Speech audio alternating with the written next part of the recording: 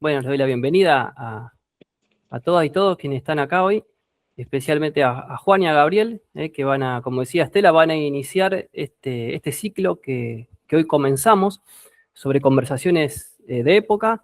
Y hoy nos reúne a hablar de Colombia hoy, a estas que estamos a horas del balotaje, ¿no es cierto? Entonces, bueno, un poco ver en este análisis coyuntural la situación de Colombia hoy. Y en este espacio en particular la idea es eso, hacer un poco de lectura de presente, de coyuntura, sobre los temas que hoy urgen a lo mejor discutir y poner en discusión en este presente. Así que eso es la iniciativa que estamos acá teniendo desde IPECAL, a partir de entrevistas, ¿sí? con personalidades que seguramente nos van a dar, como hoy Gabriel y Juan, un montón de pistas para ir pensando, ir pensando este presente. Nosotros después, con los círculos de reflexión, los espacios que tenemos de formación dentro de IPECAL, vamos a tomar esto como un insumo y como un dispositivo para ir trabajándolo al interior de cada círculo y de cada construcción de conocimiento que vamos a ir haciendo. Así que agradecerles porque van a ser importantes lo que va sucediendo en cada uno de estos diálogos, y en particular el de hoy, para pensar nuestra América Latina. Así que bueno, gracias ahí. Y por ahí pensamos con Estela una organización para comenzar en este encuentro, y pensamos a lo mejor ir de la escala local, lo que está pasando en Colombia, y de ahí ir a la escala global, lo que pasa en términos geopolíticos. Así que en función de eso, por ahí me animo a hacer algún tipo de preguntas para ir pensando esto. Por ahí, más que todo relacionado a Juan, cómo observa hoy este presente en Colombia. Hablábamos de que estamos a horas del balotaje y demás. Entonces, pensar un poco cómo estás viendo el presente hoy, ahí en lo que vos ves, recorres el territorio, ahí cómo vas recorriéndolo, que sabemos tu caminar ahí. Así que, bueno, un poco cómo encontrás esta Colombia. Y después abrirle también a la pregunta a Juan en relación a que, bueno, si estamos hoy en un cambio de modelo económico, cómo estamos parados y hacia dónde nos dirigimos en este nuevo modelo. Bueno, dejo ahí entonces esas preguntas como para arrancar. ¿Les parece? ¿Querés, Juan? Ahí te cedo la palabra, Juan. Gracias. Bueno, muchas gracias a vos, Lucas, y de nuevo un saludo a todos y a todas, a quienes están compartiendo este espacio de conversación tan necesario, a la gente de Colombia, pero también a la gente de nuestra América, que sé que están muy atentos a lo que va a pasar este fin de semana, que además va a ser también muy diciente para el futuro de América Latina. Yo pienso este presente también y atendiendo un poco al espacio que nos invita, quiero hacer primero un pequeño acercamiento como a la larga duración, a la mediana, para venir acá a poner unos elementos empíricos y concretos que son la condensación de todo esto, en últimas.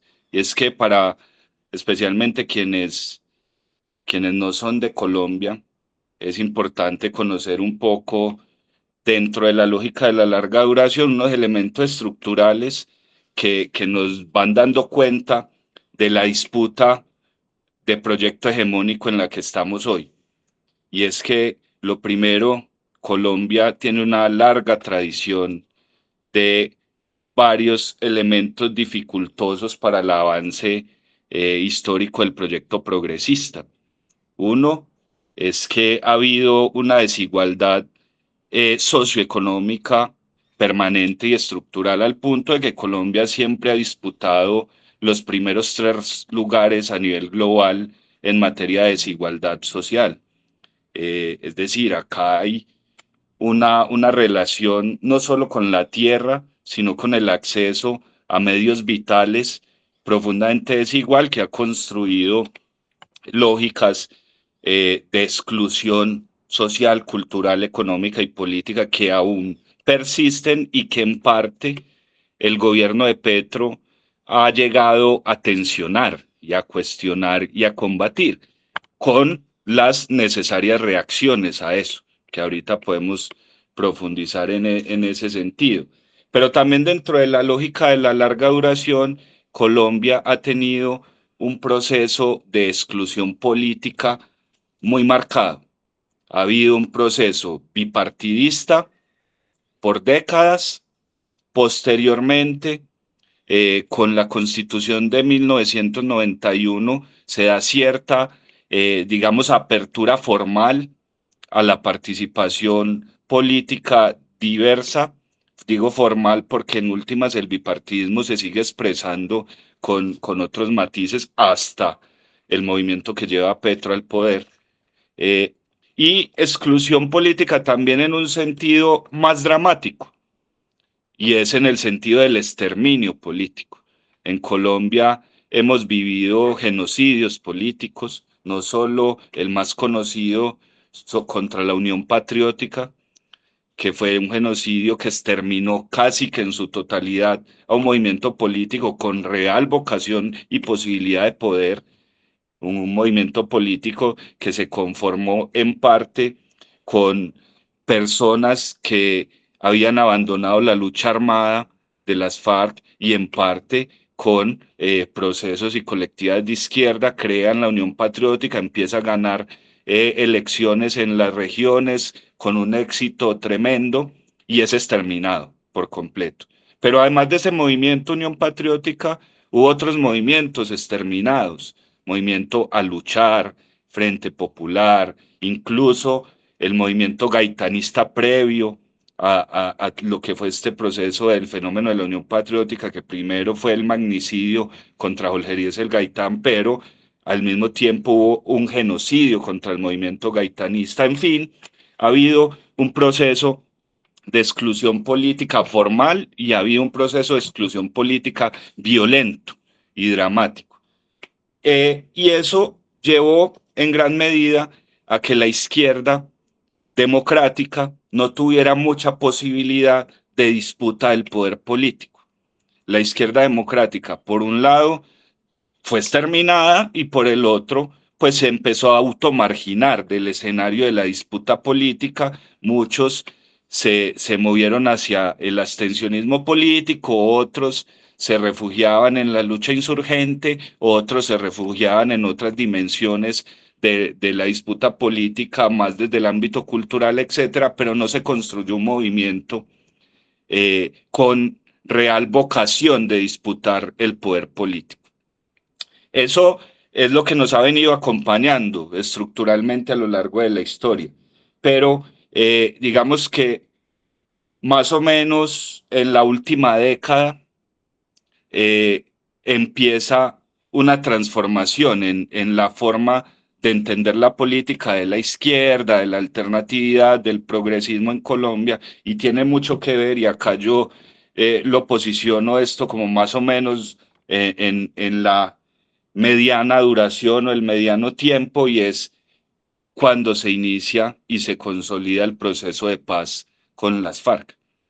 Este punto de quiebre en Colombia lo que generó fue varias cosas. Uno, que se empezara a desmitificar la izquierda en el país, que fue víctima la izquierda democrática de un proceso de estigmatización que asociaba a todo el pensamiento de izquierda con las FARC, con la guerrilla, y entonces eso generó todo tipo de violencias. Pues bien, el proceso de paz de alguna manera baja la intensidad de esa estigmatización y posibilita mayor apertura a las ideas de izquierda en el país.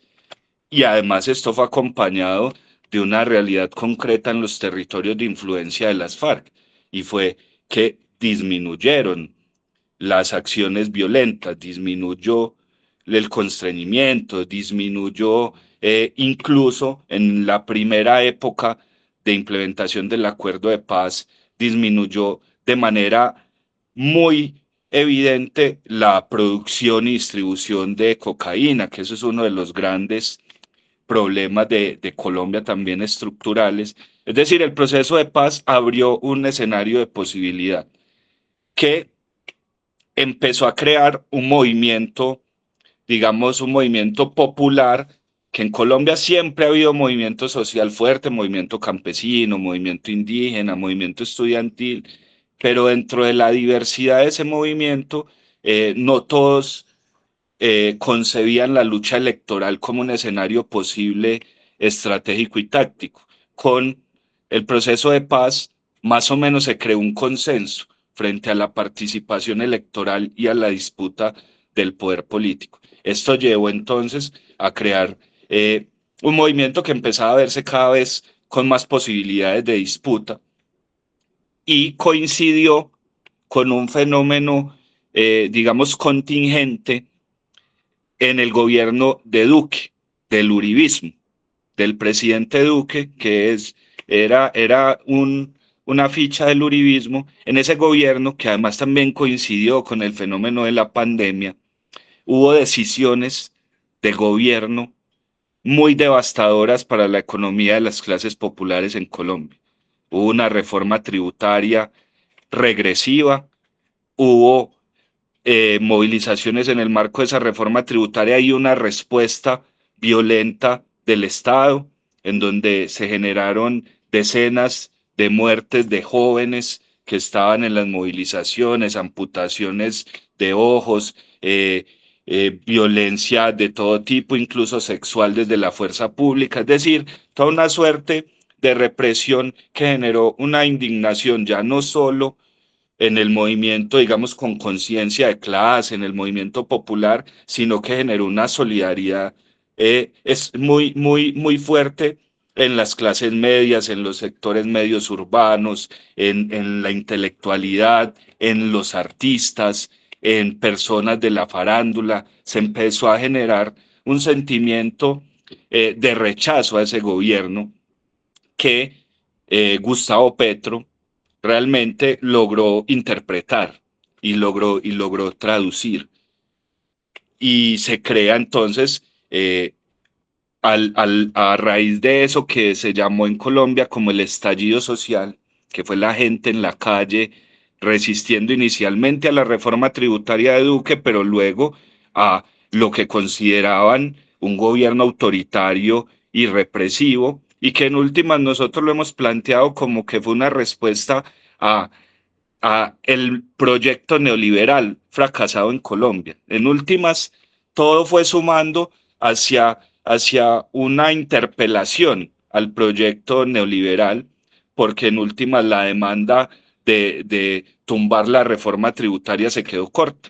Se articularon otras muchas demandas y empezaron a lo que, por ejemplo, la CLAU podía nombrar como esa articulación de demandas diversas en torno a algo que ellos denominan o que nosotros también denominamos como el gobierno uribista o como el proyecto neoliberal, etcétera, y se empieza a crear una suerte de sujeto popular, histórico, que tuvo varias formas de denominación y que en la campaña de Petro tuvo una denominación que fue bien efectiva en términos electorales, y es los nadie. Se empezó a configurar una cierta identidad popular alrededor de los nadie, que era el pueblo, que eran los ninguneados de siempre. Allí, entonces, con un Petro inteligente, que además venía de esa lucha, porque tampoco se puede decir que Petro es una externalidad al movimiento de resistencia. Petro, bien lo saben ustedes, incluso fue parte del M-19 y siempre estuvo vinculado a las luchas políticas, pues tenía la autoridad moral y la legitimidad para interpretar ese fenómeno y logró un proceso electoral en primera vuelta exitoso. Ese proceso electoral en primera vuelta llevó a que las fuerzas de derecha tuvieran que empezar a explorar toda suerte de nuevas tácticas que lo que generaron fue, contrario al efecto que querían, un efecto favorable al progresismo, porque le generaron al centro temor, al centro político en su momento le generaron temor. Y ahorita con datos les puedo plantear cómo en primera vuelta, por ejemplo, era muy favorable para la derecha, a pesar de que Petro ganó la primera vuelta, porcentualmente la derecha tenía todas las posibilidades de ganar en segunda y su mala táctica electoral los llevó a perder en segunda vuelta y a que Petro consolidara la victoria. Entonces, digamos que eso fue llevando a la victoria de Petro y ahí ubicamos como esa mediana duración. Y la corta duración, que es en lo que yo me quiero detener, pero que además es la condensación de todo lo anterior, tiene que ver con Petro gobernando y con este proceso electoral. Porque nosotros hemos planteado, el gobierno de Petro es paradigmático para Colombia, pero también es bastante ilustrativo para el progresismo latinoamericano, porque Petro condensa varios elementos. Uno es que Petro representa un nuevo momento del progresismo en el poder, diferente a las viejas olas progresistas latinoamericanas, digamos a lo que se llamó el socialismo del siglo XXI, etcétera. En el gobierno de Petro hay una dificultad grande en términos económicos, pues la bonanza y los precios de los commodities no tienen nada que ver con lo de aquella época, entonces la posibilidad fiscal para saldar deuda social desde el gobierno es menor, es mucho más estrecha la posibilidad que se tiene en términos económicos, pero además Petro llega al poder en un contexto en donde otras dimensiones de la lucha política, cultural, etcétera, cobran más fuerza que la meramente material. Y en concreto Petro llega en un momento en el que la lucha ambiental tiene un peso importantísimo en la generalidad de la lucha por la nueva historia, por el nuevo mundo. Y eso genera una tensión en países como Colombia que han sido muy dependientes del extractivismo. Y es cómo vamos a tener los recursos económicos necesarios para cumplir con la promesa de saldar deuda social si al mismo tiempo estamos planteando la transición energética, si al mismo tiempo estamos planteando la lucha contra el cambio climático, si al mismo tiempo tenemos una agenda ambiental. Esa es una tensión profunda que ha asumido Petro, a mi parecer, eh, con mucho éxito, aunque se haya tratado de construir narrativas contrarias. ¿Y por qué digo con mucho éxito? Porque con Petro, como nunca antes, el sector de la producción agroalimentaria en Colombia ha crecido, como nunca antes en la historia del país, llegando al orden de más del 9% en la participación del Producto Interno Bruto, el 10% en algunos momentos, lo que nunca había pasado, generando cientos de miles de empleos rurales, lo que no pasaba, y acercándose a digamos, suplir parte del aporte al Producto Interno Bruto que la explotación intensiva de los hidrocarburos tenía antes como responsabilidad. Entonces se ha venido dando ese tipo de transición, incluso con el proceso de reforma agraria que inició, que también podemos hablar ahorita un poco de eso, que hay datos y cifras bien interesantes. Con ese proceso de reforma agraria que inició, se ha venido trabajando en torno a lo que yo hablaba ahorita frente a la larga duración, la desigualdad en la propiedad de la tierra. Porque con una entidad que se llama la Sociedad de Activos Especiales en Colombia, que es la entidad encargada de administrar los bienes que se le confiscan a las mafias, y con la Agencia Nacional de Tierras, lo que ha hecho el gobierno de Petro es recoger tierras y bienes que eran de la mafia y entregársela a campesinos organizados, a indígenas organizados, al pueblo afroorganizado, a las mujeres, a las víctimas, con proyectos productivos para trabajar la tierra, para producir alimentos. Es decir, ha habido una orientación en ese sentido, pero claro, eso ha generado una reacción profunda, una reacción en varios sentidos. Una, la reacción de las mafias, del narcotráfico, de la tierra, etcétera, que con su método, que es la violencia, pues han empezado a desestabilizar el país. Por otro lado, la reacción de los dueños del capital en Colombia, ¿cierto? Que además tienen todo el entramado conectado. Los dueños del sector financiero son los mismos dueños del sector inmobiliario y los mismos dueños del sector de las comunicaciones masivas, de los canales de televisión, de radio, de los periódicos de prensa escrita, de prensa física, etcétera. Entonces se ha generado una oposición muy poderosa de aquel bloque que había sido hegemónico y que está en proceso desde la llegada del estallido social y el proceso de paz, de ruptura de ese proyecto hegemónico. Entonces, en términos gramscianos, acá lo que hay en este momento es una situación de crisis entre un proyecto que empieza a emerger y un proyecto que no se quiere ir. En ese sentido estamos, y en ese sentido el gobierno de Petro ha sido un gobierno que ha tenido que operar en resistencia, apelando a muchas formas de resistencia. La resistencia política desde el ajedrez político, de política de alianzas, etcétera, a la resistencia jurídica, especialmente incluso apelando al orden jurídico internacional, porque acá muchos de los poderes, por lo menos el poder judicial, sigue en manos de la vieja hegemonía. Acá los organismos de control en su mayoría siguen en manos de esa vieja hegemonía. Entonces, la estrategia del litigio jurídico de Petro ha avanzado hacia la justicia internacional, pero especialmente ha apelado a la movilización de masas y a la organización popular como forma de resistencia, apelando a algo que ahorita se podrá discutir, es una suerte de nueva expresión de sujeto histórico a partir de la unidad de singularidades múltiples que convergen en torno a la construcción de una frontera no coyuntural, sino más bien de memoria histórica, una frontera política construida a partir de la memoria del plebeyo, podríamos nombrarlo.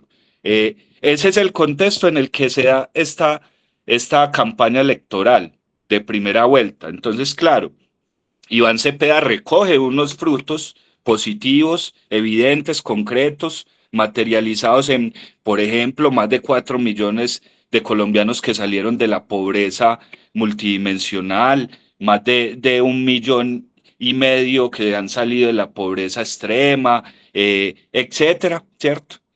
Temas de una subida del salario mínimo vital, histórica, como nunca en la historia, con la cobertura en educación superior pública gratuita más grande de la historia, con matrícula cero en casi todas las universidades públicas del país, algo impensado antes. Es decir, recoge unas políticas sociales que han logrado que se conserve cierta base electoral progresista, pero también recoge un desgaste producto de el martillar todo el tiempo de los medios de comunicación masivo, de los empresarios, de incluso del orden geopolítico de Donald Trump, del presidente Noboa y de muchos presidentes que han hecho intervencionismo permanente en el país. Entonces, toda suerte de montajes, de fake news, etcétera, recoge ambas cosas. Recoge lo potente del resultado concreto, pero también recoge una oposición férrea y dura, con un dato adicional acá en este punto, y es que una vez gana Petro, se vienen las elecciones locales y en las elecciones locales el movimiento no estaba organizado y no hubo una buena conducción de la dirección del movimiento. Y eso generó que se perdieran en las capitales del país. En las capitales del país ganó la derecha. Los gobernantes de las capitales principales del país son gobernantes de derecha y extrema derecha, y eso ha generado, pues obviamente, un proceso de disputa cultural, mediática, etcétera, y material también mucho mayor. Entonces, ese es el escenario que recibe Iván Cepeda, y en ese escenario pues hay unos resultados electorales que yo los tengo en números, los podría plantear si tenemos tiempo, ustedes me dirán, pero que creo que valen la pena para bajar un poco la desesperanza frente a la segunda vuelta, porque incluso uno mismo ha caído en el pesimismo a partir del número frío, pero incluso el mismo número frío nos da la razón para decir, acá es más lo que se ha ganado que lo que se ha perdido, y el escenario de posibilidades permite incluso pensar en que es más viable matemáticamente una victoria electoral que una derrota. Entonces, no sé, Lucas, si hacemos Sí, sí, ese paréntesis de números y continuamos, o qué te parece. dale, hacemos ese paréntesis de número y después ya, y continuamos, y después, bueno, vamos a ir Vale, eh, perfecto. también articulando un poquito lo que va saliendo. Dale, Es gracias. listo, porque es que acá hay que hacer un análisis comparado electoral que me parece que es fundamental entre el 2022, donde gana Petro, y el 2026 actual. Lo primero que hay que decir, Petro gana en primera vuelta en el 2022, pero Petro gana en primera vuelta en el 2022 con el 40,34% de los votos, que serían más o menos 8.542.000 votos de un total de 21.442.000, 40,34. Si uno suma a la derecha, el resultado de la derecha en la primera vuelta que gana Petro, en donde estaba un candidato más o menos parecido a Abelardo de la Espriella, que se llamaba Rodolfo Hernández, donde hacía parte Federico Gutiérrez, hoy alcalde de Medellín, que en su momento fue el candidato de Uribe, un exmilitar más facho que cualquier facho, y otros así de ese mismo corte, derecha extrema. Si uno hace el análisis de esa votación de primera vuelta, la derecha en aquel momento tuvo más o menos 11.369.000 votos, lo que equivaldría al 53,66%. Entonces, mire bien, Petro sacó el 40,34 y la derecha el 53,66 en primera vuelta. En este caso, con Iván Cepeda, la derecha junta que es de la Espriella, que sacó 10.366.000 votos, más Paloma Valencia, que era la primera candidata de Uribe hasta 8 días antes de la elección, luego le cuento por qué. Eh, Paloma Valencia sacó 1.639.000, entre los dos sumaron 12 millones, lo que para una votación total de 23.978.000 correspondía a el 50,67%. Entonces, mire que en primera vuelta 2022 sacaron el 53 y en el 2026 el 50,67, 3 puntos porcentuales menos. Y Cepeda sacó el 40,9, 41 en el escrutinio, es decir, se mantuvo la base de primera vuelta de Petro con un ligero aumento. Pero si sumamos Claudia López, que es de centro, Botero y otros candidatos que ya se han adherido a Iván Cepeda, pues entonces la diferencia es mayor. Hoy el escenario de segunda vuelta se proyecta más o menos así. La tendencia histórica lo que muestra es que puede haber entre 1.700.000 y 2 millones nuevos votantes, ¿cierto? Que no participaron en la primera elección. Y a eso se le debe sumar unos 3.930.000 votos que no sacaron ni Abelardo de la Espriella ni Cepeda, que se repartieron entre los otros candidatos. Es decir, hay más o menos 5.700.000 votos en disputa. Y allí es donde se empieza a analizar cómo se puede crecer y quién puede crecer. La diferencia entre Cepeda y de la Espriella es más o menos 600.000 votos. Más o menos 600.000 votos. Los votos que usted sí hace un cálculo frío, que así no funciona una segunda vuelta de la política, pero digámoslo, que uno diría, los votos del uribismo, de Paloma, que era la candidata del uribismo, se suman automáticamente a Abelardo de la Espriella. Esos son 1.600.000 votos. Pero ¿por qué decimos nosotros que eso no funciona así? Porque la fórmula vicepresidencial de Paloma Valencia, que es esta candidata de que les hablo, es un personaje muy particular, que es un personaje homosexual y un personaje con una tendencia progresista en ciertos ámbitos de su vida, ¿cierto? Que defiende la adopción de parejas del mismo sexo, que defiende el consumo de dosis personal, que defiende la legalización de la marihuana, varios elementos de corte progresista que la derecha extrema que representa Abelardo ha atacado profundamente y que en su propia dignidad el personaje que se llama Daniel Oviedo, Juan Daniel Oviedo, ha sido atacado personalmente por Abelardo de la Espriella y ha manifestado públicamente: yo no votaré nunca por Abelardo de la Espriella. Y ese candidato a la vicepresidencia, que era fórmula de Paloma Valencia, era fórmula porque quedó segundo en una consulta que tuvo con ella, sacando más de 1 millón de votos.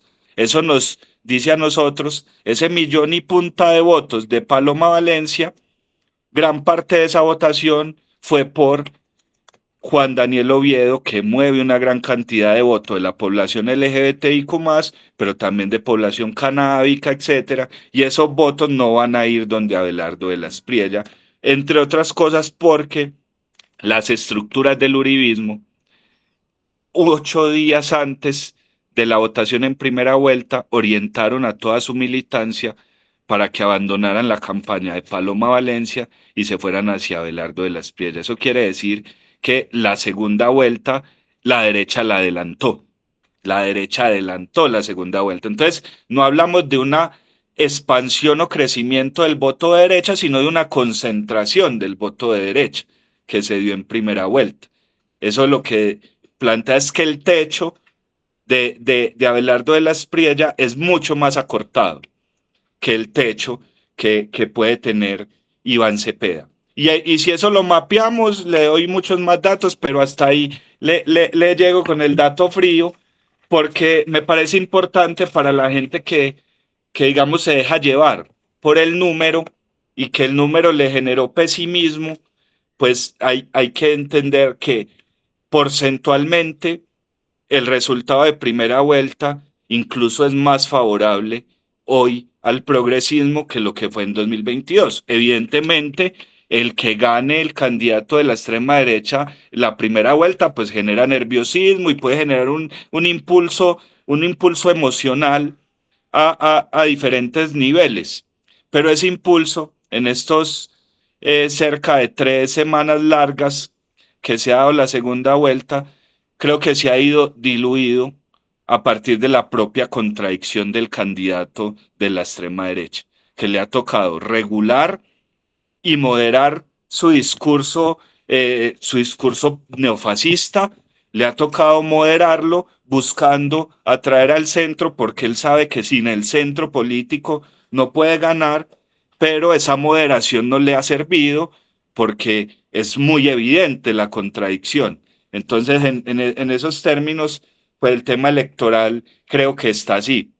No sé si querés que pare un Eh, momento. Dale, si querés, Juan, ahí hacemos así le damos también la Listo, palabra y después seguimos, continuamos vale, ahí.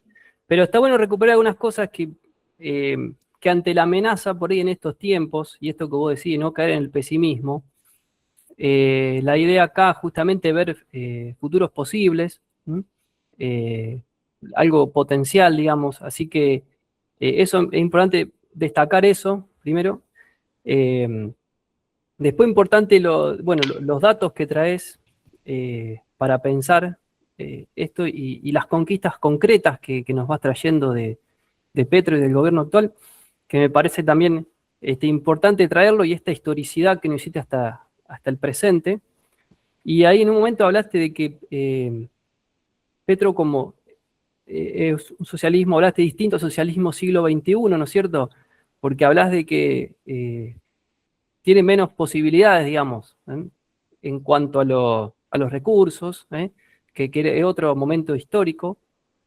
Y me parece eso también importante como para traer eso que vos hablas de cómo opera también desde la resistencia, hay una resistencia, Petro, y hay una resistencia porque hay un mundo, una geopolítica que va hacia otro lado, ¿ves? Y bueno, y ahí me parece que Gabriel nos podrías un poco traer bueno, cómo se encuentra en este momento la geopolítica, bueno, y un poco ese modelo que hablábamos económico que hoy está presente, o hacia dónde se dirige ese modelo económico, ¿sí? Bueno, Ana, sí, antes por ahí hay gente que se fue sumando, estamos hablando con Juan Muñoz, que es diputado por el Departamento de Antioquia de Colombia, y con Gabriel Merino, que es analista geopolítico de la Universidad de La Plata de Argentina. Bueno, ahí te paso la palabra, Gabriel, gracias. bueno, ahí estamos, Lucas. Gracias por la invitación. Un gusto estar acá en este intercambio con el IPECAL y con Juan Muñoz, que bueno, ahí me vino muy bien también escucharlo y ese análisis que hizo del largo plazo y también de los números, de la coyuntura de cara a la próxima elección. Parece que aportó muchos elementos para el análisis de Colombia.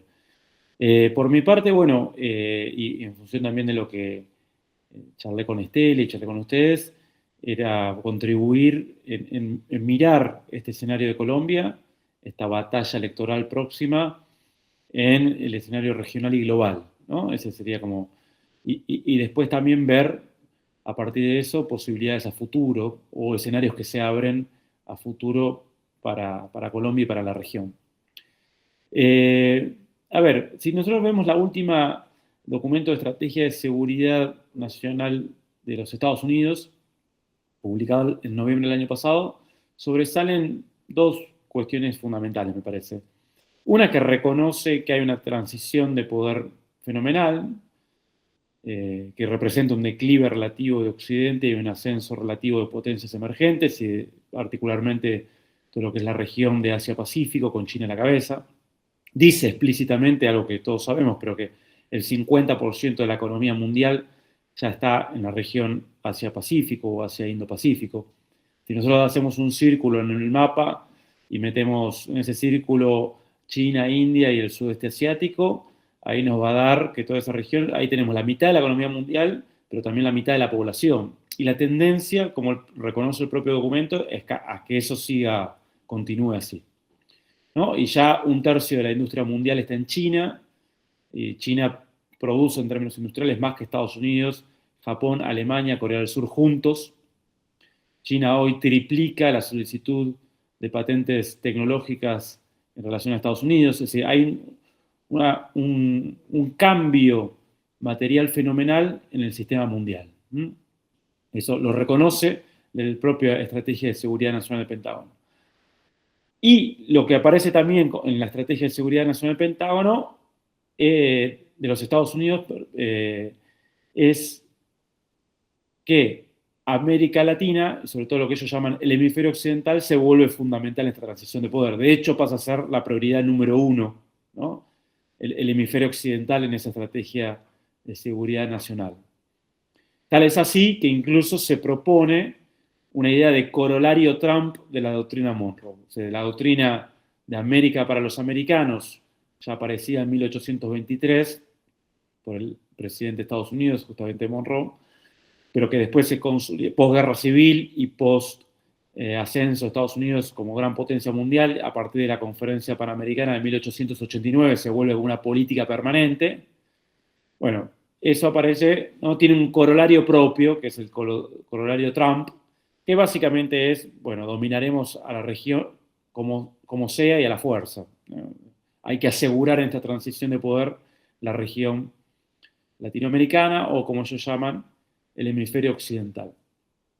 Entonces, bueno, en función de eso, me parece que primero hay que hacer una reflexión sobre qué implica esta transición de poder, o algunos elementos de esta transición de poder mundial.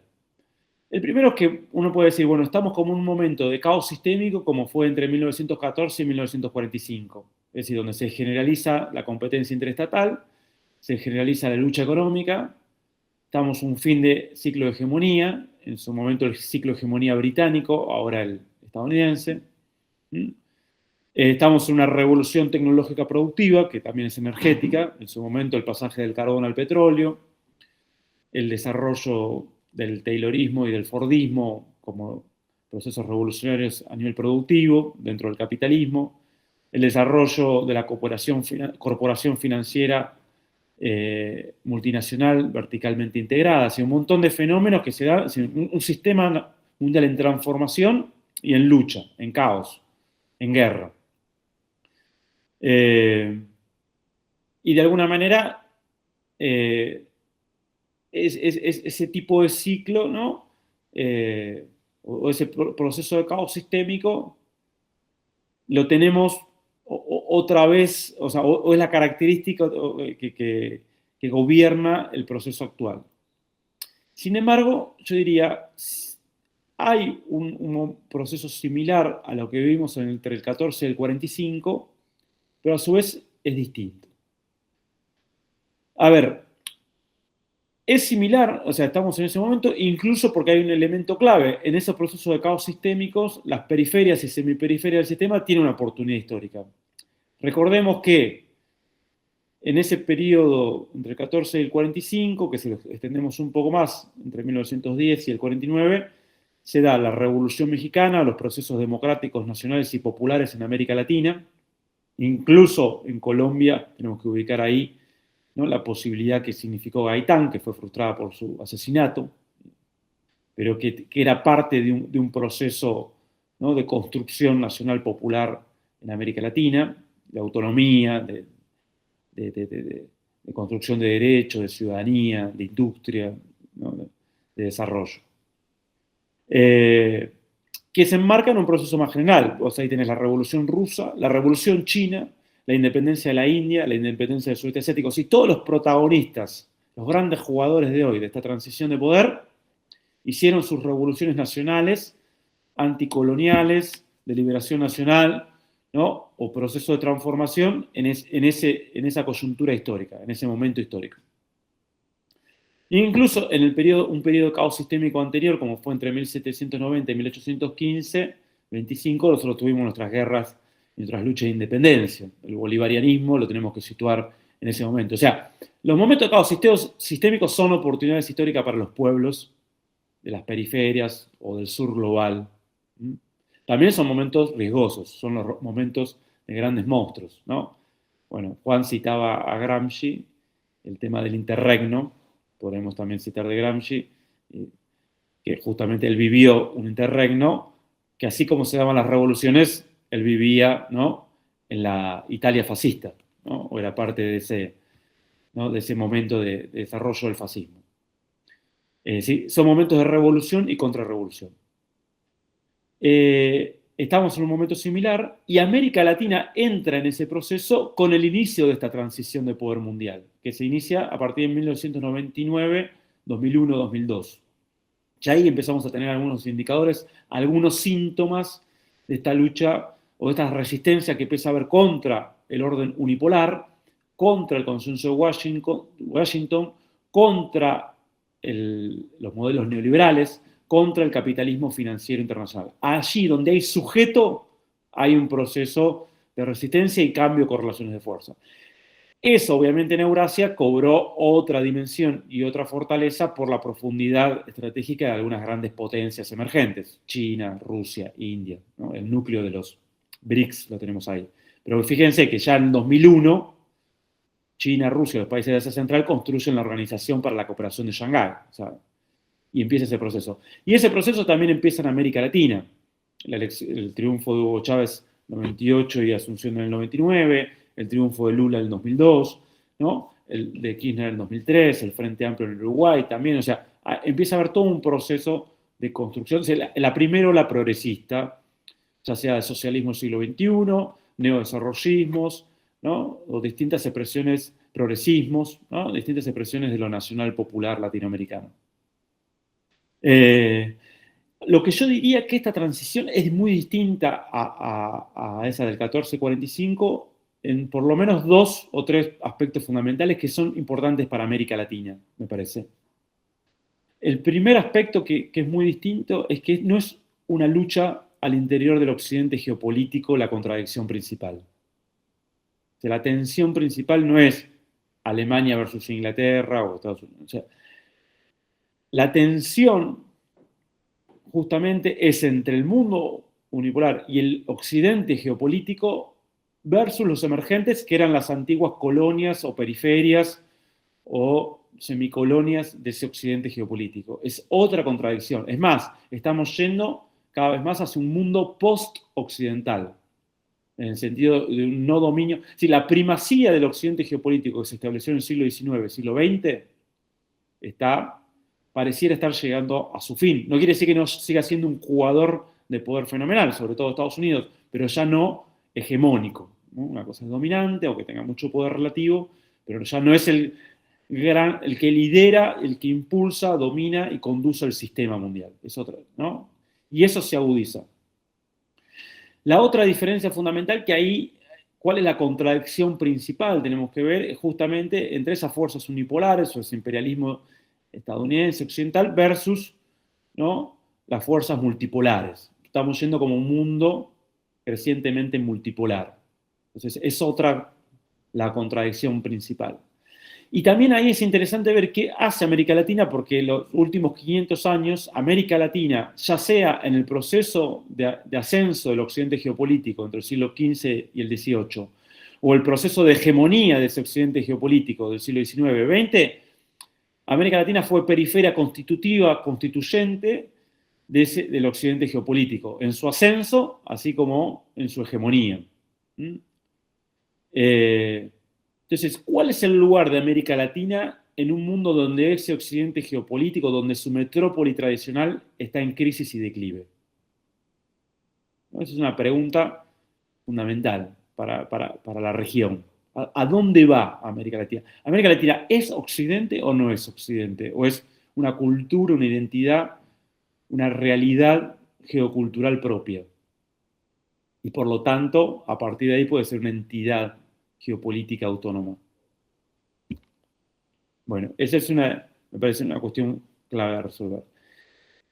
Otro que diría es que como todo proceso de caos sistémico, una de las cosas que aparece fundamental es la guerra, es el conflicto. Y hoy estamos viviendo tiempos de guerra.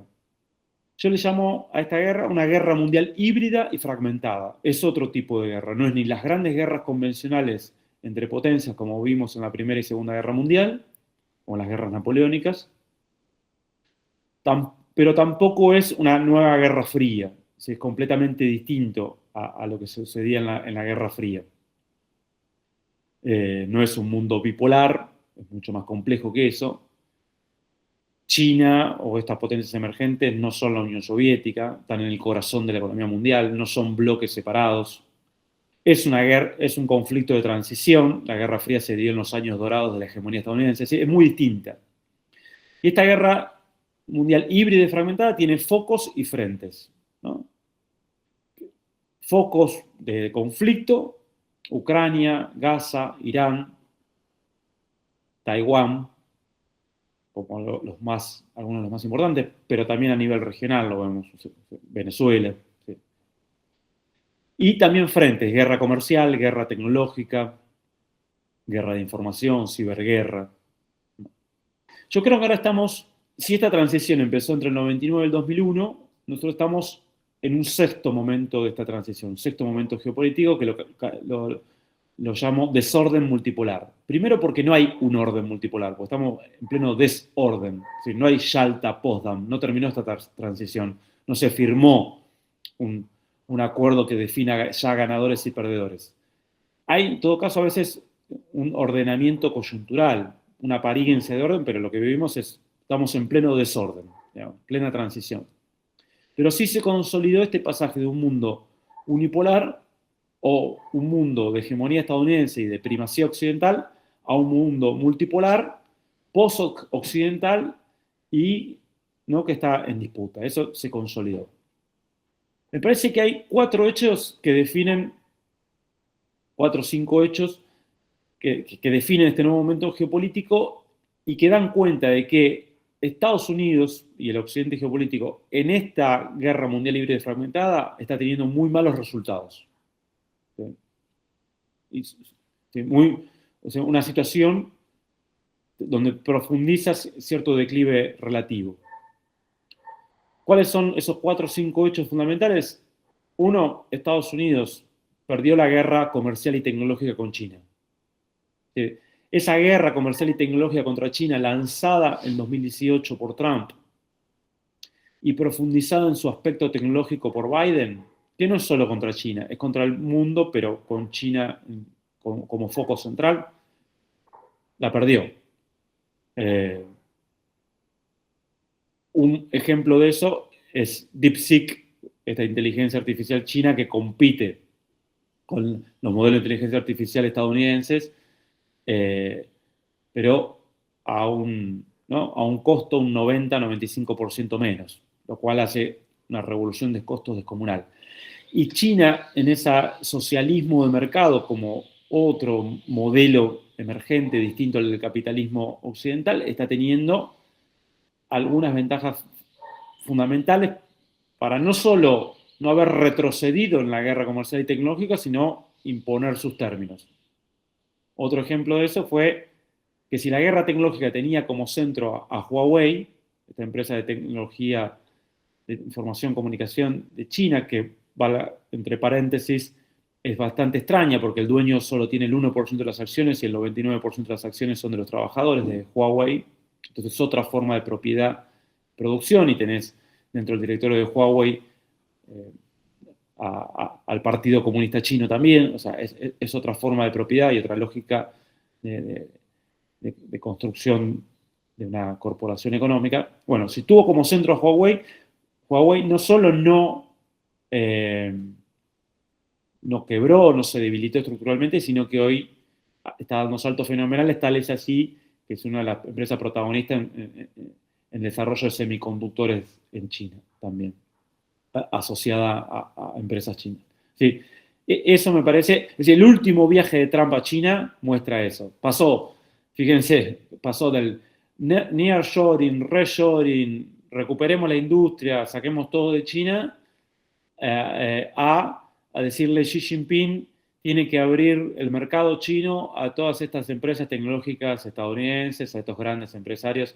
O sea, si estás fuera de China, hoy no sos competitivo a nivel global. Y eso lo sabe Elon Musk, lo sabe, ¿no? Nvidia, y lo dicen explícitamente. Entonces, eso es un primer hecho fundamental.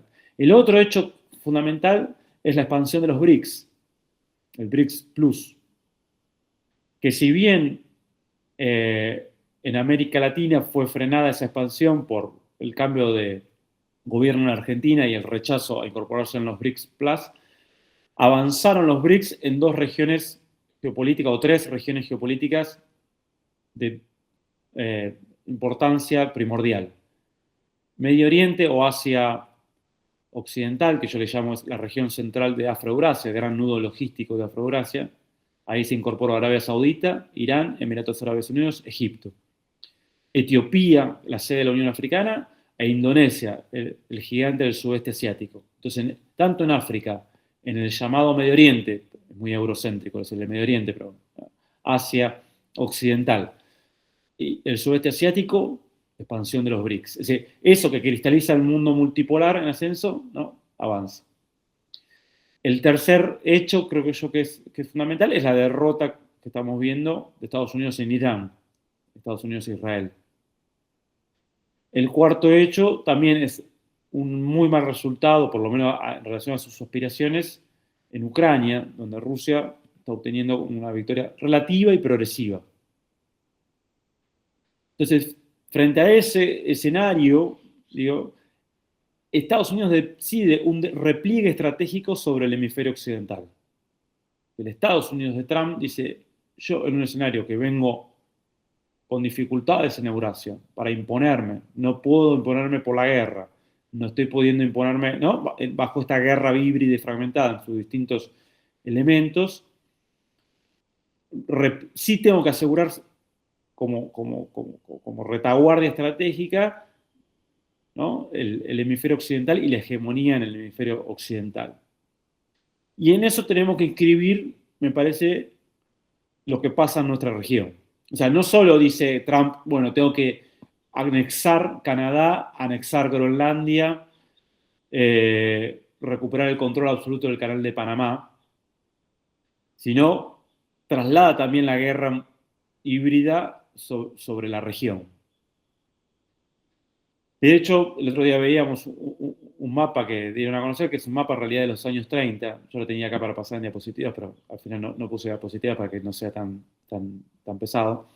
Y que muestra un Estados Unidos dominando, digamos, desde el Ártico, Canadá, Groenlandia, hasta justamente la línea del Amazonas. Ellos consideran que todo ese territorio, desde el Ártico hasta el Amazonas, o sea, incluyendo Colombia, Venezuela, es el espacio vital fundamental a controlar.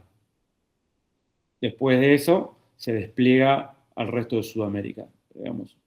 Entonces ahí define ya una espacialidad clave. De hecho, digamos,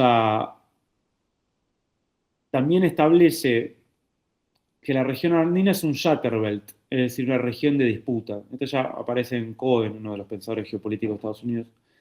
Es un Shatterbelt del siglo XXI. Es decir, una gran región en disputa entre el dominio imperial estadounidense y las tendencias autonomistas latinoamericanas con centro en Sudamérica, desde donde se puede construir un polo de poder emergente. Lo interesante es que desde 2019, en ese Shatterbelt andino, que va desde Bolivia hasta Colombia, en la mirada estadounidense, se empieza a dar todo un proceso de luchas sociales, emergencia, bueno, lo mencionaba Juan, ¿no? De distintas fuerzas y bloques históricos. En una región que en la primera etapa de la transición de poder mundial no tuvo un proceso post-neoliberal tan claro. Entonces, en esa región, ¿no? Empieza a darse entre 2019 y 2022 un conjunto de levantamientos. Me tocó estar en Ecuador justo de casualidad en 2019, cuando fue el gran levantamiento indígena en Quito y alrededores. Pero bueno, creo que Colombia fue parte de eso, los levantamientos estudiantiles en Chile fueron parte de eso, el golpe frustrado en Bolivia fue parte de eso. Lo central, creo, de eso es que solo en Colombia se dio la posibilidad de cambiar, estabilizar el cambio de correlación de fuerzas, institucionalizarlo y llegar competitivo a una lucha electoral como la que estamos viendo ahora. Es interesante además por el papel central que juega Colombia en la geopolítica latinoamericana en este plan también de dominio hemisférico. Colombia es el único país sudamericano bioceánico, con salida al Atlántico por el Caribe y salida al Pacífico. También es el gran articulador, ¿no? Entre Sudamérica y Norteamérica, las dos Américas, y ese tránsito por el Caribe. Y también en un proyecto de integración sudamericana es uno de los articuladores, si pensamos Sudamérica en tres grandes cuencas, la cuenca del Plata, la del Amazonas y la del Orinoco, es el gran articulador entre el Orinoco y el Amazonas. Entonces, ahí, ¿no? Creo que hay algunos elementos también para entender todo lo que está en juego en relación a Colombia, la geopolítica y este plan de dominio continental. ¿Qué debilidades? Porque uno puede decir, bueno, entonces si Estados Unidos tiene este plan de dominio continental, hay pocas chances para América Latina, van a convertir todas las batallas electorales en guerra híbrida y las fuerzas progresistas, nacionales y populares tienen poco margen de acción. Bueno, tiremos la toalla, ¿no? Es muy difícil cambiar la situación en Argentina, es muy difícil, bueno, la gran batalla que se viene en Brasil y ahora en Colombia, que son las dos claves de este año para Sudamérica. Sin embargo, yo creo que hay tres debilidades fundamentales. Primero, está la cuestión de la dominación sin hegemonía. Es muy difícil controlar una región meramente a la fuerza.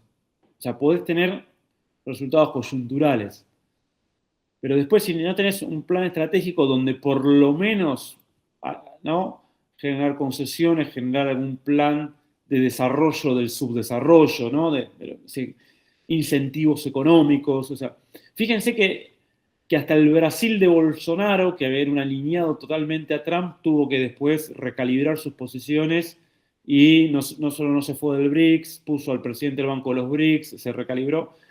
Hay un problema ahí de la dominación sin hegemonía. Y el otro problema asociado a eso es la debilidad económica de Estados Unidos, que tiene poco para ofrecer para América Latina. E incluso para las oligarquías locales que juegan con Estados Unidos. Entonces hay un problema ahí en esa articulación.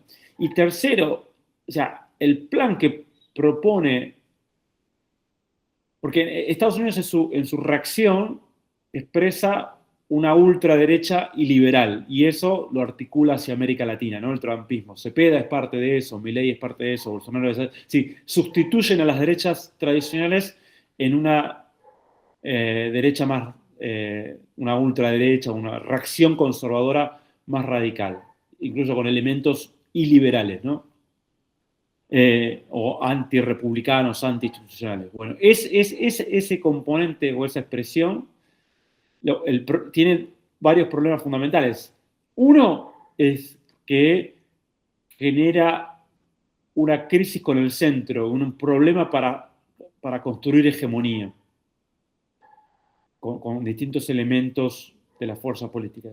Y el otro es que es un proceso de neoliberalismo periférico, o sea, es un proceso de periferialización, es un proceso por el cual el imperio en declive traslada los costos de ese declive a los territorios vasallos, por lo tanto no hay nada para ofrecer, es algo que va a generar más reacción social, o sea, que tiene poco para sostenerse, que puede ganar una elección, pero que no se puede sostener del todo. Como para cerrar, yo creo que ahí se hablan para la región tres escenarios, que no lo tenemos que mirar solo en la coyuntura, sino en una coyuntura atravesada por procesos de largo plazo. Esto se va a definir en la próxima década en la región. Pero cada batalla, obviamente, es clave en relación al proceso general. Yo le llamo como una suerte de trilema.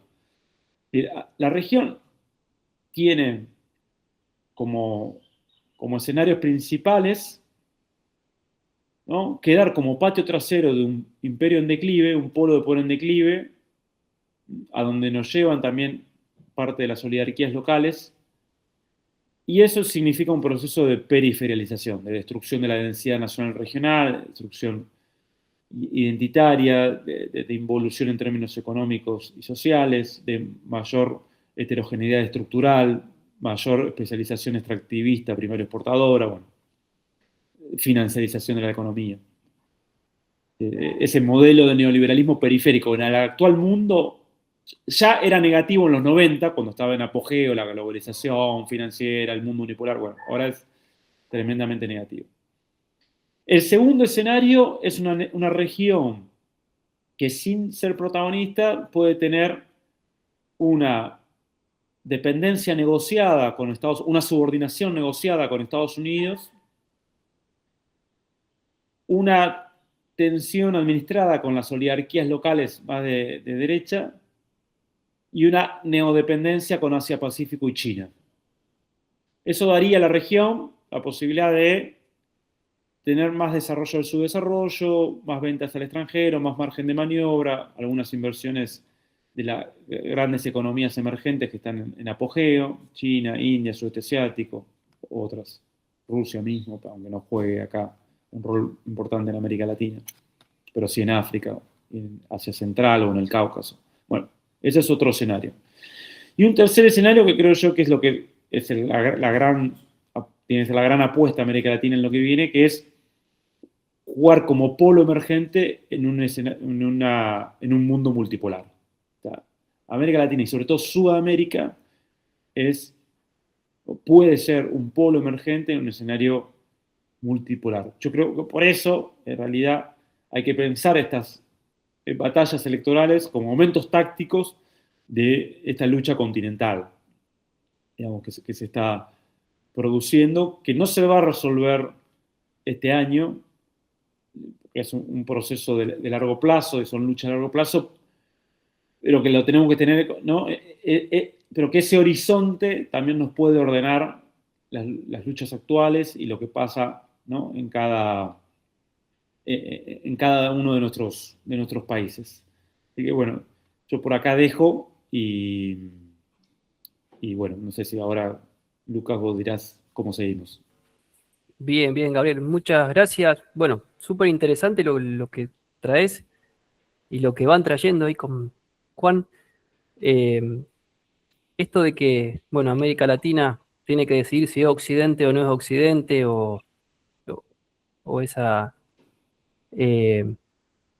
cómo va a jugar en cuanto a su autonomía, y hablaste del mapa, de esa espacialidad clave que va a estar, y cómo Colombia aparece también como un gran articulador en el sentido que podría usar Estados Unidos, ¿no?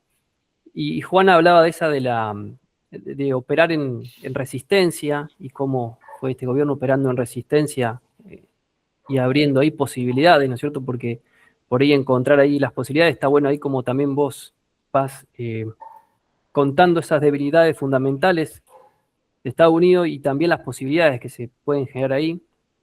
Y yo pensaba esto en términos de la pandemia. O sea, creo que de la pandemia para acá hubo un gran cambio a nivel global de muchas cosas, de la economía, de la política, de la forma de relacionarnos, esa hipertecnologización y bueno, todo lo que ha traído esta migración abrupta, ¿no es cierto?, a las plataformas y demás.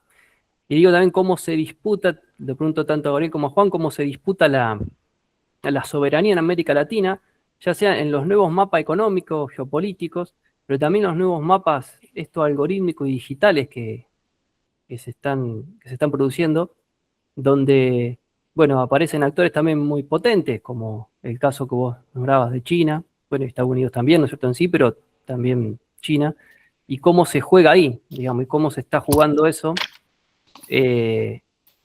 También lo pienso en cómo se está jugando la política desde los movimientos populares también ahí, en ese marco y en ese mundo. El tuyo. Sí, yo sé, tanto para Gabriel como para Juan, por ahí esa pregunta. Como vos quieras, no sé si Juan quiere. Creo que Juan se tuvo que retirar, ¿eh? Ah, bien, bien. No sé si está. Sigo. Si quiere, Ahí está. Perdón, Juancho. Perdón. Gracias, profe. Si quiere, profe Gabriel, dele y después le doy yo.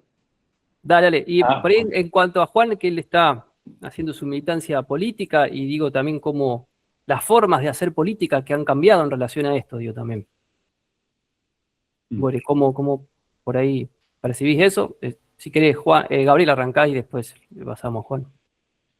Bueno, a ver, sí, yo coincido, Lucas, con esto que decís. De hecho, yo digo, hay 6 momentos geopolíticos claves. El anterior, el quinto, si este es el sexto, el quinto es la pandemia, y en el cual se aceleran 6 tendencias estructurales de la actual transición.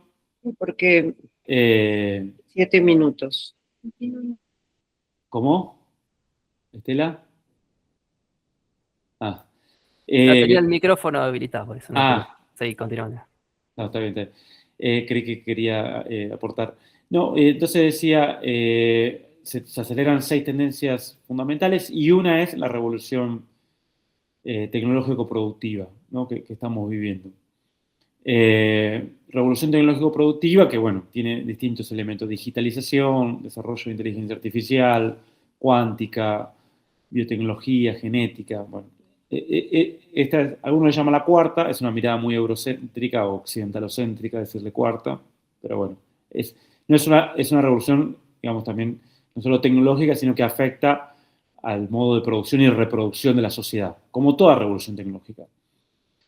De hecho, si nosotros pensamos la fase de caos sistémico anterior, ¿qué tenemos entre principio del siglo XX y medio del siglo XX? También una revolución tecnológico-productiva que generó también una revolución en los medios de comunicación, la aparición de la radio, la televisión, el cine. Por lo tanto, eso también fue clave en cómo impactó en la política de masas. Entonces, toda revolución tecnológico-productiva impacta por lo menos en 3 esferas fundamentales. En la guerra hay una revolución militar, por eso vemos ahora los drones, la inteligencia artificial, todo eso juega cada vez más. En estas guerras híbridas, que son guerras políticas, donde lo digital, la administración de base de datos, el control, ¿no? A través de esos datos, de control de población, el desarrollo de perfiles, ¿no? El sistema de propaganda, fake news, capilaridad en la llegada, juega como un rol muy importante en las batallas políticas electorales o político en general, porque también incide necesariamente en la forma de hacer política. Y obviamente en términos económicos, porque toda revolución productiva, como la que estamos viendo, los saltos de productividad que genera, o se lo apropia el gran capital monopólico, o se lo apropian los pueblos, o por lo menos hay una disputa ahí, o puede haber una cuestión intermedia. Si puedes generar un salto para trabajar menos horas, o para que te exploten más tiempo a los trabajadores. O sea, y eso se ve.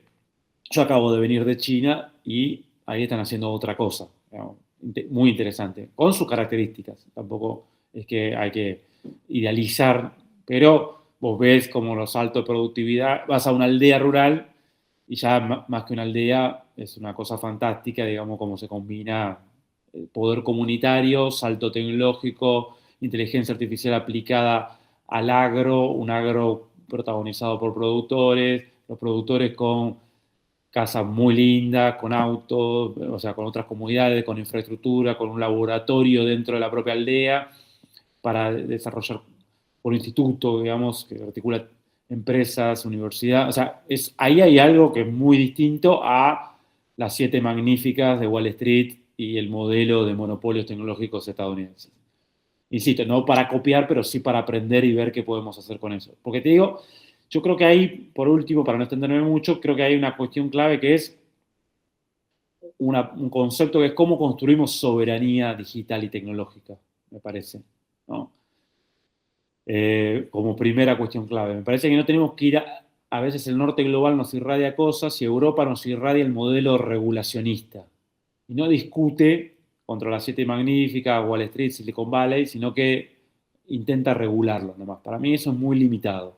Podemos tener, ¿sí?, una cuestión regulacionista, defensiva, pero tenemos que ir más a un paradigma de soberanía digital. Hay por lo menos 16 variables en las que deberíamos construir capacidades, poder. No me quiero extender, pero digamos, es algo que está estudiado y es algo que podríamos, desde las fuerzas progresistas, nacionales, populares, avanzar. Digamos, ¿cómo construimos soberanía digital y tecnológica? A mí lo que sí me preocupa en ese sentido es que estamos en plena revolución tecnológica productiva, estamos en un momento donde se exacerba en esa competencia estratégica la inversión en ciencia y tecnología y América Latina va para atrás. O sea, disminuye la inversión en ciencia y tecnología, no puede destrabar ese proceso. E incluso tenemos problemas como fuerzas progresistas a veces para resolver ese tema. y ese es un riesgo. Y lo otro, bueno, ¿qué hacemos las fuerzas políticas frente a eso? ¿Qué hacen las fuerzas políticas frente a este paradigma? ¿Nos ponemos a disputar en las redes? Yo creo que lo que no, que sin menospreciar esas batallas digitales, nuestra fortaleza está en el contacto, en la presencialidad, en la comunidad, en lo real, donde el soporte de redes, el soporte como esto nos permite comunicarnos y potenciar eso, pero en ¿dónde tienen pies de barros los monopolios?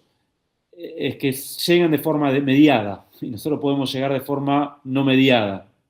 Sí, y ahí es una fortaleza de los pueblos. Por lo tanto, digamos, sin descartar todo ese desarrollo, la herramienta que tenemos que desarrollar en ese sentido, en cómo podemos con la inteligencia artificial, por ejemplo, potenciar herramientas para evitar campañas de fake news, eso también está estudiado. O sea, hay herramientas para hacer y estamos medio que no la aprovechamos, pero después también reforzar nuestra construcción colectiva física. Mira, si algo que mostró para mí Petro, sin ser colombiano, pero bueno, por lo que tengo estudiado el proceso, estuve el año pasado en Colombia y lo que yo entiendo, lo que veo, ¿no?, es que a diferencia de los otros procesos que describí de la zona andina, si algo que tuvo es capacidad de movilización popular.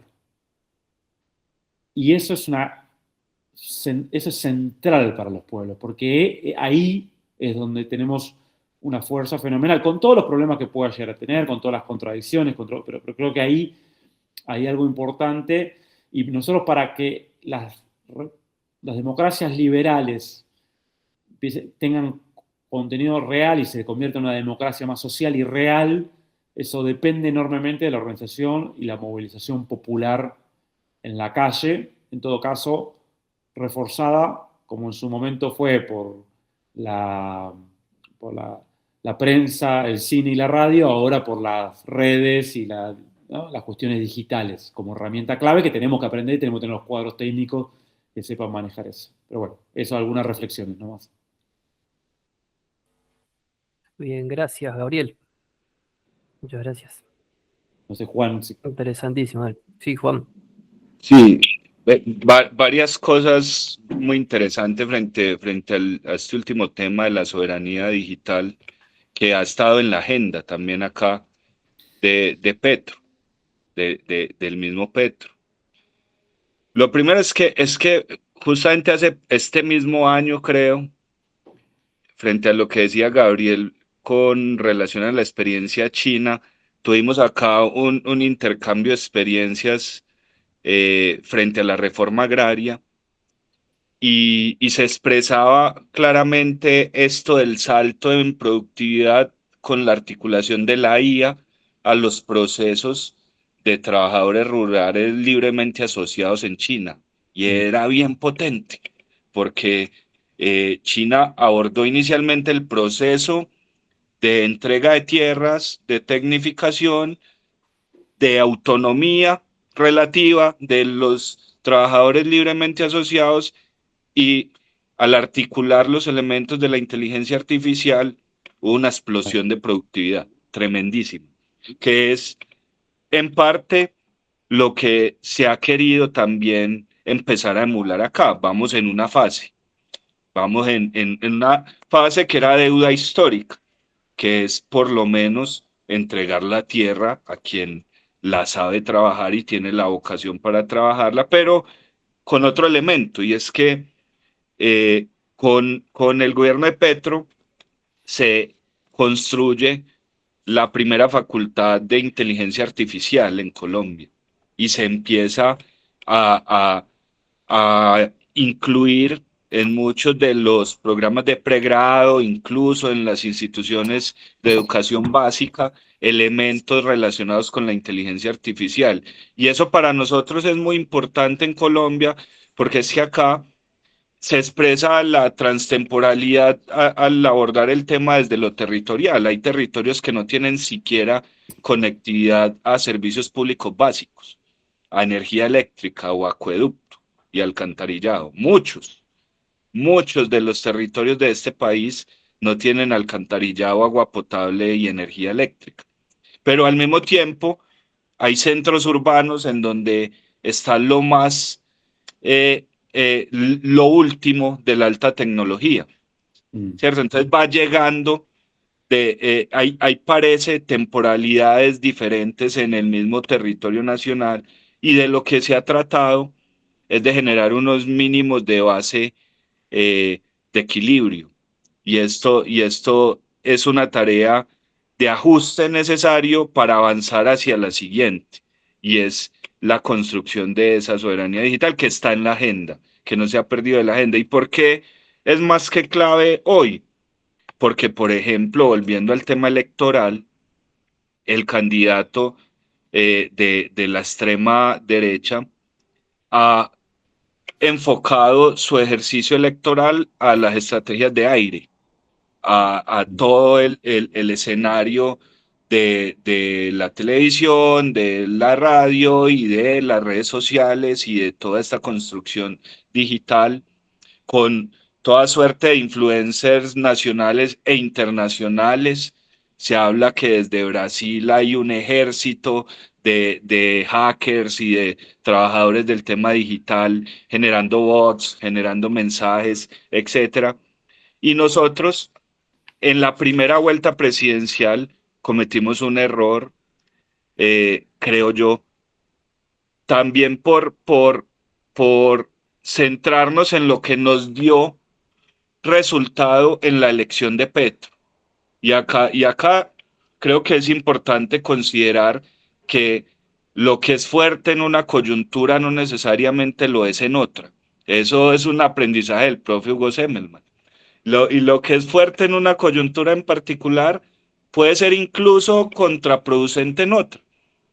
Y nosotros en la primera coyuntura electoral con Petro, lo que identificamos fue que el movimiento de masa cercano de la calle, de la colectividad, de la plaza pública, de la movilización emocional en la calle, era potente, fuerte y suficiente. Y lo fue en cierta medida.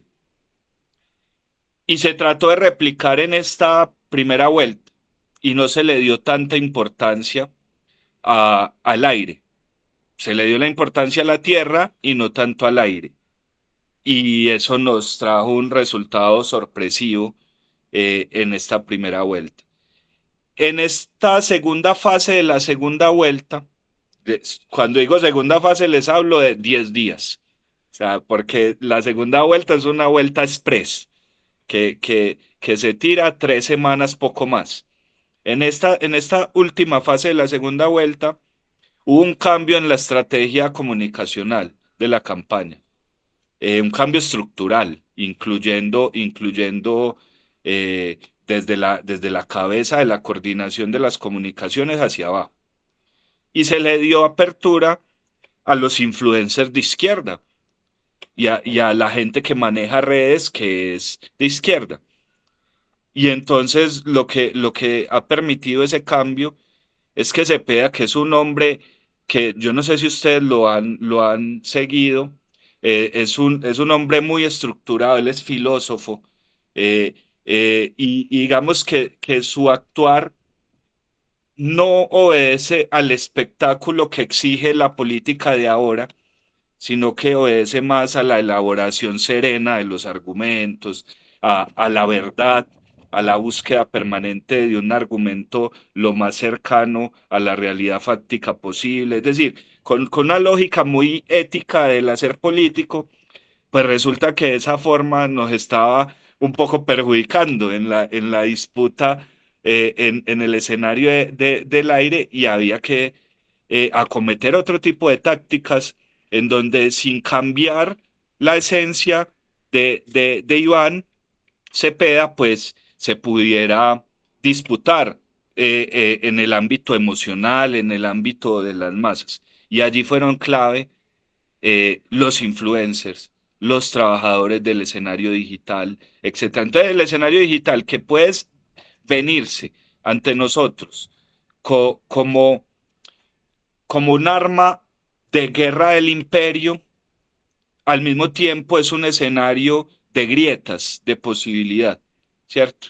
Es un escenario de grietas de posibilidad al que hoy se está apelando, y el que sobre todo en esta última fase, se le dio bastante fuerza para desarrollar las ideas y sobre todo la experiencia del primer gobierno progresista que tenemos de una manera menos esquemática como la solemos hacer quienes venimos de la tradición de la izquierda, que eso en una disputa cuando es tan express por el sentido común nos viene en contra. Entonces allí es donde quienes sí saben del ejercicio digital están hoy jugando una tarea. Y lo último que quería plantear, porque vi que la profe Estela quiere aportar allí, es que Gabriel decía algo también muy clave y planteaba como una suerte de escenario que nos debemos disputar en los tres escenarios que marca, plantea un escenario de nuestra América como un polo emergente en el marco de un mundo multipolar que se empieza a asomar. Y yo estoy de acuerdo. Y sobre todo con algunos elementos concretos, y es el hambre como elemento concreto. O sea, hoy el mundo está ante una amenaza de hambruna global y nosotros somos una despensa de alimentos. Nosotros no solo de agua, no solo de oxígeno, sino de comida. Y en Colombia en particular es una despensa de comida. Acá donde usted tire una semilla, hay comida. Y esa es una apuesta de este proyecto histórico que nosotros venimos acompañando. Y es que nosotros vamos a ser potencia mundial de la vida. Y potencia mundial de la vida en el marco del nuevo escenario geopolítico. Y nuestra América puede ser la potencia mundial de la vida en términos agroalimentarios y en términos de las transiciones necesarias hacia otras formas de energía, otras formas de combustible, otras formas de ordenar los bienes comunes. Es una apuesta que por supuesto tiene una reacción brutal, interna y sobre todo imperial. Es una reacción brutal que ya vemos. Acá están metidos todos los poderes de extrema derecha de la región. Está metido Trump, pero de manera directa. Todos los días escribe algo sobre la elección presidencial. Se ha dado un fenómeno, por ejemplo, con Noboa, el presidente de Ecuador, a partir del cual el candidato de la extrema derecha hace videollamadas públicas con él para negociar aranceles. Una cosa totalmente descabellada. Acá se está jugando el futuro de la región en esta elección en Colombia y nosotros lo hemos asumido así con el compromiso no solo nacional, sino con el compromiso del proyecto histórico que significa la emancipación de nuestra América y en eso estamos y en eso solicitamos la solidaridad global que desde un mensaje, desde una posición pública, desde un video que se pueda compartir, que se pueda regar en las redes sociales, viene bien y funciona. Ahí ya, Lucas, le dejo que la profesora está que se habla. Bueno, muchas gracias, Juan. Está que re interesante lo que se está dando y la articulación, cómo se está presentando para pensar este mundo y en particular el Colombia de hoy. Y Estela ahí quiere aportar algo. Es que está Escuchamos, súper Estela. súper Está súper interesante. interesante, sí, sí. Creo que es como que estamos recién empezando. Así Sí. que los comprometo a que continuemos, porque es que así participan los compañeros que están conectados y demás. Pero yo escuchando, bueno, primero Juan, maravilloso escuchar a un político que hable desde el espacio de posibilidades y de la esperanza. De verdad no estamos tan mal. O sea, como lo mostraste con número, pero incluso con la primera vuelta hubo, y se demostró que hubo fraude, justamente tecnológico y todas estas cosas. Yo creo que para lo que ha sido Colombia en perspectiva histórica, eh, realmente estamos muy, muy bien. Me siento totalmente integrada a este verde país como La Esperanza, y yo creo que es un lugar estratégico para América Latina, ¿no? Bueno, Gabriel seguramente sabe más que yo, pero entre Milei y Trump, bueno, Sheinbaum nos da unos aires, pero Colombia sería fundamental poder hacerlo, pero escuchándolos, creo que el desafío tremendo que nos queda, sobre todo a quienes estamos en el trabajo de formación de formadores. Yo tengo tensiones con las universidades y con los universitarios, pero el gran desafío, y tengo tensiones porque no hemos aprendido a pensar de manera articulada y combinatoria. Todavía, yo creo que escuchándolos, y por eso era la intención de poner en la imagen, en la palabra, lo micro y lo macro en diálogo, porque lo hicieron muy bien, estoy muy agradecida, pero vuelvo a decir, es el comienzo. Y creo que Petro, y digamos que el proyecto del pacto histórico, ¿no? Va... Es maravilloso. Los discursos de Petro pre-campaña, antes de que ganara, cuando hablaba de recuperar la subjetividad rural, cuando hablaba incluso de la cuestión tecnológica, cuando regresó de Dubái, hablando de la función del pensar, de la inteligencia artificial. O sea, creo que es uno de los presidentes más colocados en la época, ¿no? Y eso ha abierto puertas en la forma de gobernabilidad en un país donde eres tremendamente compleja la gobernabilidad después de los gobiernos uribistas, diría yo, para ponerlos así en general. Pero eso puesto en el mundo, en una mirada geopolítica que es otra cuestión que nos falta mucho, ¿eh? En general en nuestras formas de leer el presente. De manera que muchísimas gracias porque no solamente trajeron información, sino una manera de organizar la información. Y eso tiene que ver con un modo de pensar, con historizar, como decía también Juan y como traía Gabriel. Nos quedan algunos puntos que me gustaría, y formalmente le hago la invitación a los dos, para leer Colombia después de las elecciones, digamos, después del festejo que vamos a tener. Sí. Pero es interesante esta mirada que también traías hablabas de las 17 pautas de Estados Unidos y después hablaste de 16 variables de la soberanía digital. Y lo dijiste con mucha claridad y creo que eso sería bueno que aceptaras una invitación nuestra para contarnos un poco desde estas perspectivas, ¿no?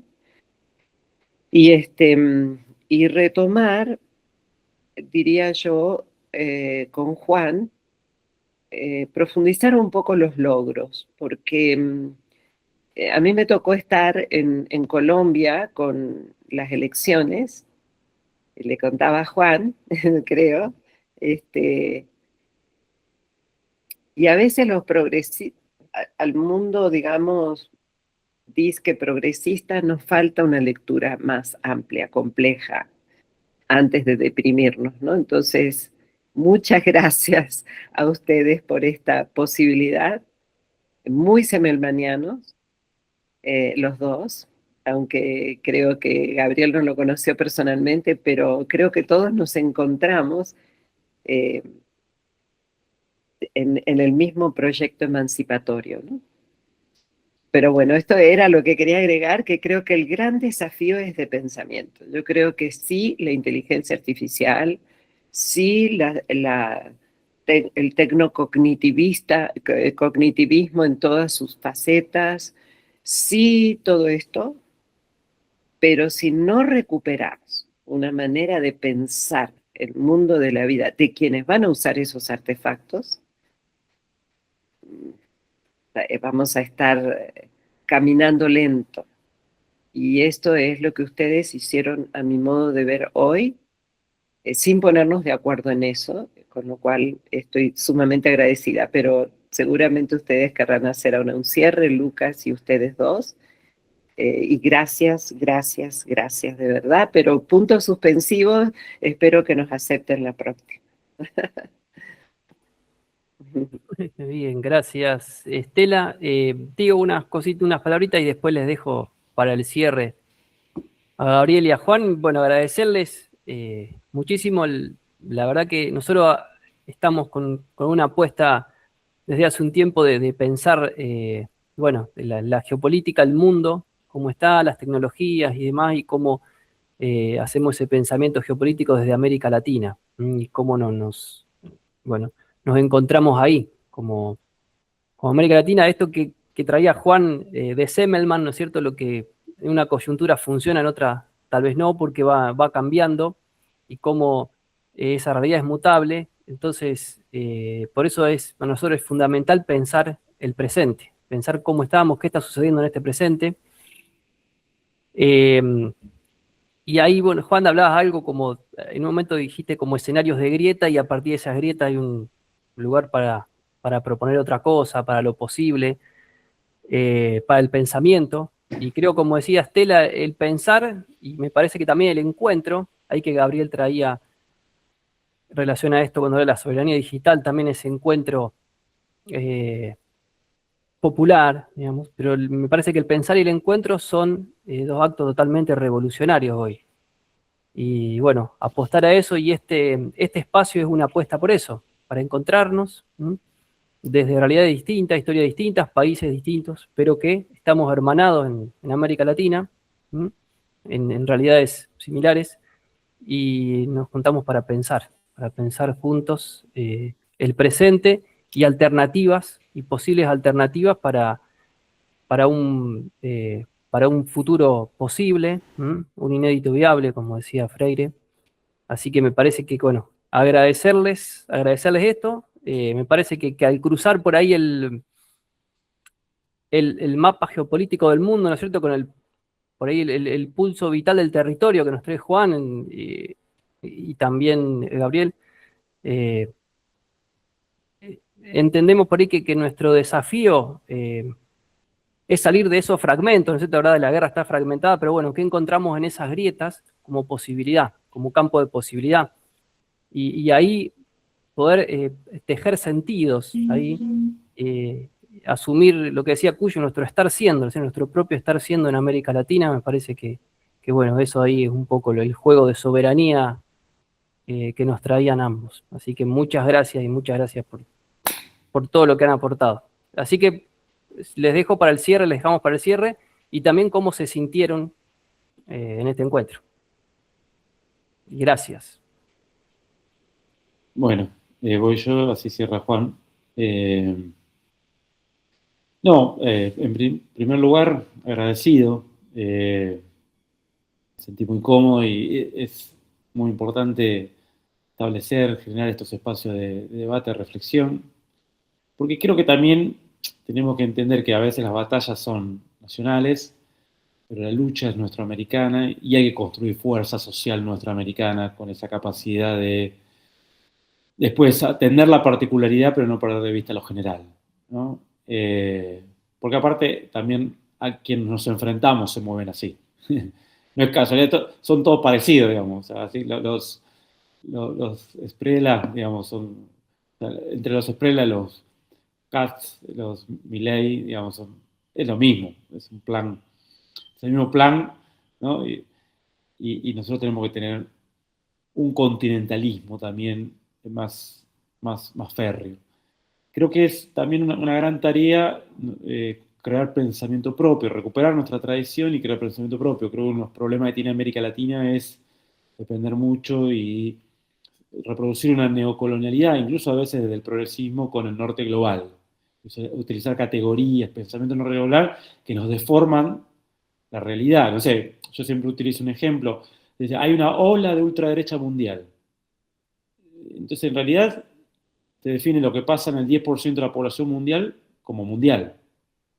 Eso pasa en el occidente geopolítico.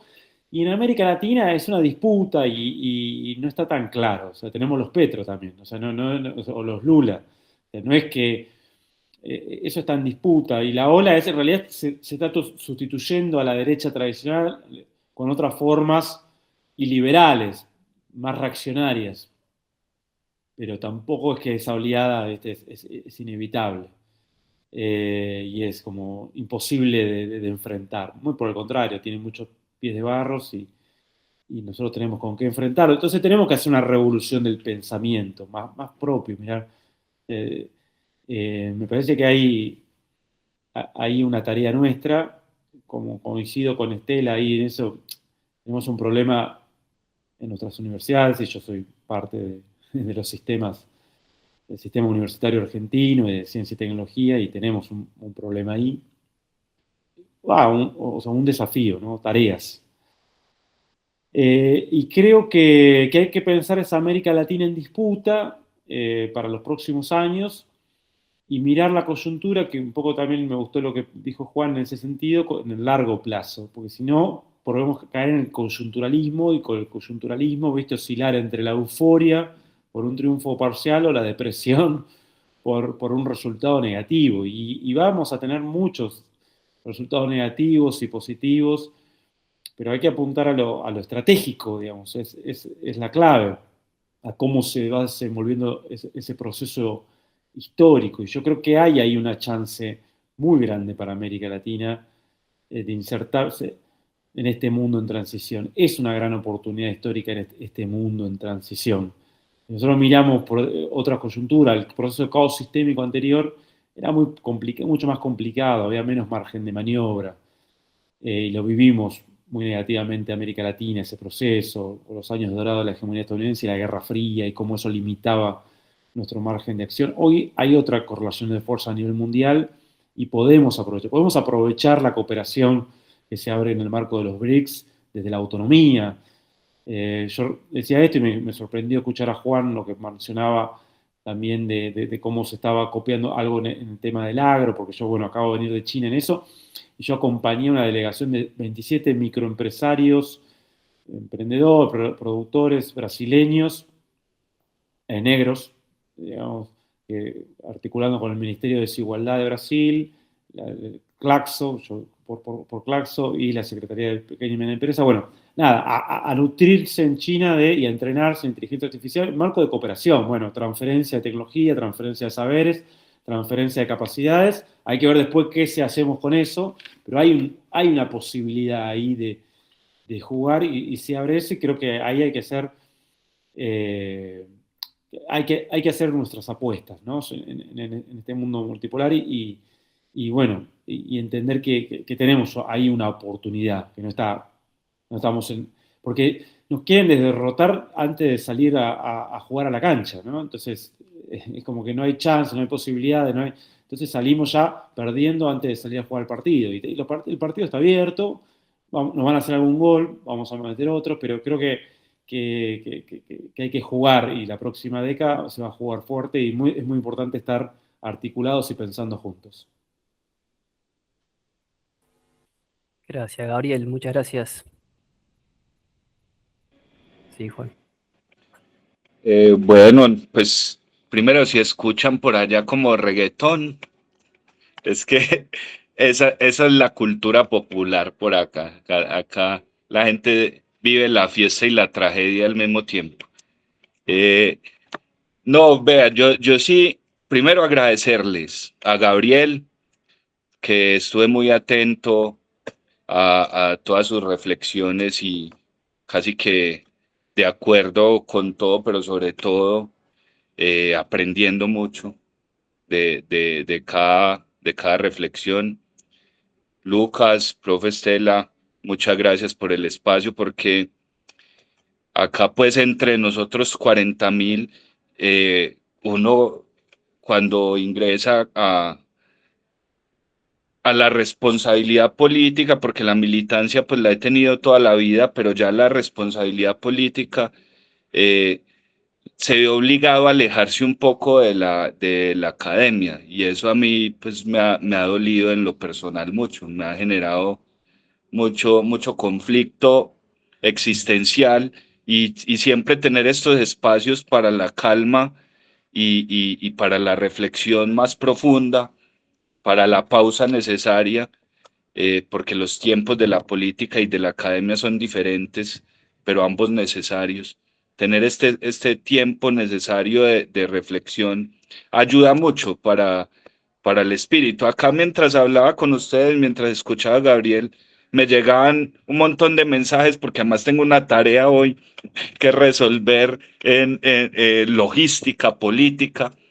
eh, y yo era como entre la angustia de me debo desconectar para responder, pero al mismo tiempo es que esto también lo que nos da es herramientas para orientar la lucha política. Y eso es lo que les quiero agradecer, que se mantengan estos espacios vivos, que le dan la capacidad de orientación estratégica a la lucha política. Yo sabía del IPECAL desde hace muchos años, pero le perdí el rastro por completo. O sea, pero totalmente, hasta hace pocos días que volví, es que existe el IPECAL, ¿verdad? Entonces, esto es un momento muy bonito para mí. Me gustó mucho este reencuentro, esta conversación maravillosa.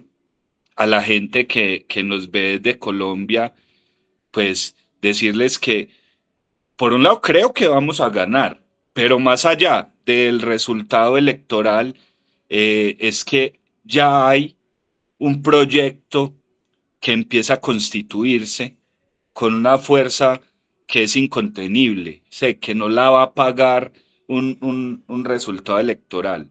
Y no lo digo como pañito de agua tibia, yo creo que vamos a ganar el domingo en las elecciones, pero también creo que la reforma agraria que inició, que el movimiento que inició con los estudiantes, con las juventudes populares en Colombia, con los trabajadores y trabajadoras que, valga decir, ahorita nos quedamos cortos en los logros, pero uno de los logros fue la reforma a la ley laboral en Colombia. O sea, hubo una transformación de la ley laboral en Colombia que lo que generó es dignidad laboral, en concreto económica en términos sociales. En fin, se ha creado unas posibilidades de potenciar unos sujetos históricos que no se van a desaparecer de un día para otro, que no van a apagarse de la noche a la mañana. Entonces acá lo que incluso lo plantea Gabriel, lo que se está es